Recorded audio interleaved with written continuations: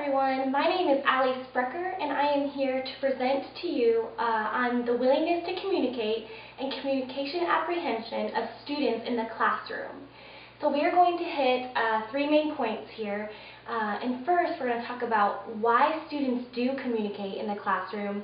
We'll talk about why they do not communicate. And then we're going to talk about the Christian application to the teacher in the classroom. So throughout this presentation, we'll also hit on points for the real-world application of the teacher. But with that being said, let's get started. So we're going to start with why students do communicate.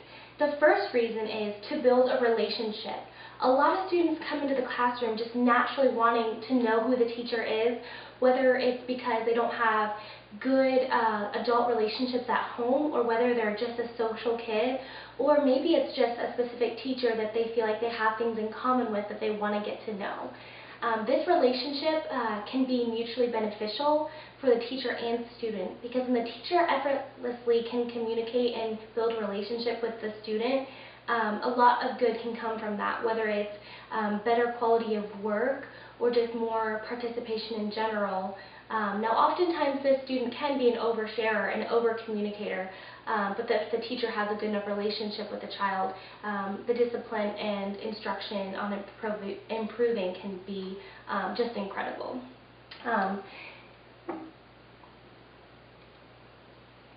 So Sarah Rynn Kaufman and Lisa Sandila say, improving students' relationship with teachers has important, positive, and long-lasting implications for both student and academic and social development.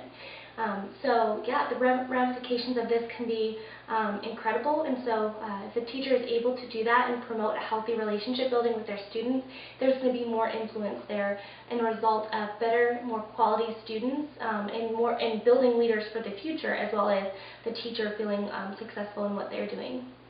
The second is to participate.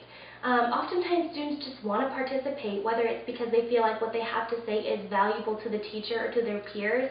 A lot of them come into the classroom just already being excited to participate. Now, the ones who don't, the teacher has quite an objective to try to get them to participate. And so this is the real-world application here, is the teacher finding ways to encourage improvement in their students. And so a quote here comes from the Encouraging Student Participation website, which says, "Don't say that you're interested in what students think, show them that you are interested. Comment positively about their contributions and reinforce good points by summarizing or paraphrasing them. Bring their outside comments into class. Talk to students during office hours, in hallways, and around campus." So these are just some ideas to promote participation from students, but there are a multitude of ideas where the creativity of the teacher can truly come in. Another reason is just for functional reasons. Oftentimes, students just need to have answers, whether they're confused about an assignment or whether they just aren't exactly sure what's going on, to be able to communicate based on just the basic functional reasons. So our textbook says, students need information about the course. The best source of information about the course is often the instructor. Students ask their instructor questions in order to learn what the expectations are. So the way the teacher can do well in this scenario is to make expectations clear off the bat and to let the students know that they're available for questions. But that can be another reason for why students choose to participate and communicate. And then our final reason here is for sycophancy, which basically means for students who are brown-nosing or who are teachers' pets. So basically students who want to be the teacher's favorite. Now oftentimes this can be a sore subject, a sore spot for teachers, because this type of student can sometimes be frustrating. They can overshare, overtalk, over-communicate, and so the teacher has a real struggle and battle in this, but there are a lot of good things the teacher can do, and the main thing is being able to set expectations for different ways that the student can impress the teacher. So Keith Murray says, here's how most professors determine if you're a flash in the pan or a real deal. You consistently handle yourself with grace and ease. You show up to class on time, sit near the front, and regularly contribute to the class discussion. You ask thoughtful questions and pay attention and complete assignments. So just being able to set those expectations for the students on what you do want from them can oftentimes curb the frustrations that oftentimes comes from having a teacher's pet. And so those are the four reasons why students choose to participate. The next is why students do not communicate. So first, it's because of the teacher's personality or disposition. So oftentimes, teachers can be boring with the way that they present information, but a lot of times it's how they present themselves as well. Whether they're just not making eye contact, they're standing behind the podium, not using visual cues, not using their hands. And when this happens, oftentimes students will shut down. Sometimes if the teacher is too harsh or using humor too often or too sarcastic, this can also cause students to shut down. But boredom is the main thing. And so Steve Pellegrini says, "The pain of boredom is real, not imagined, which is why any other teacher who tries to bore facts into students' head has such a profoundly devastating effect on the student's ability to learn. It is not supposed to be painful." So teachers have a really cool opportunity here to make information new, to make it feel exciting, and to be creative with it. The next reason is because of the environment they choose not to talk. Now this can be the emotional environment, whether it's not a safe space to share, whether they have a lot going on at home and feel unsafe at school as well, and it can be the physical environment. So in relations to the first, which is the emotional environment, Dr. Roberta Seifert says, "The challenge is creating an emotionally safe environment without relinquishing your role as a teacher."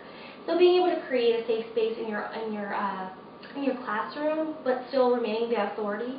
And then when it comes to the physical aspects of the environment, sometimes the chairs aren't set up properly, or there's not windows, or there's no bright posters or anything, and that can cause a student to want to shut down and to not participate and not feel comfortable. Even the climate, if it's too cold or too hot, can keep students from participating. So the teacher can use a lot of creativity and a lot of just different wisdom in making that environment feel comfortable and safe and not like a cold and stuffy office space. And then the final reason is because of the actual student's personality or disposition. So sometimes you have students who are just naturally shy and who don't want to participate and who don't feel comfortable talking, or maybe they just had a hard week and that's why. And so I think the goal here for the teacher is to be able to just know individually their students. The more that a teacher knows their students, the more successful that they can possibly be. Knowing them more is not going to make them least successful. It's always going to help. So now we're going to talk about the Christian application of what it looks like to be a teacher, mostly in the teaching environment. The first thing I want to say is the teacher should have the conviction to work unto man or work unto the Lord and not to man.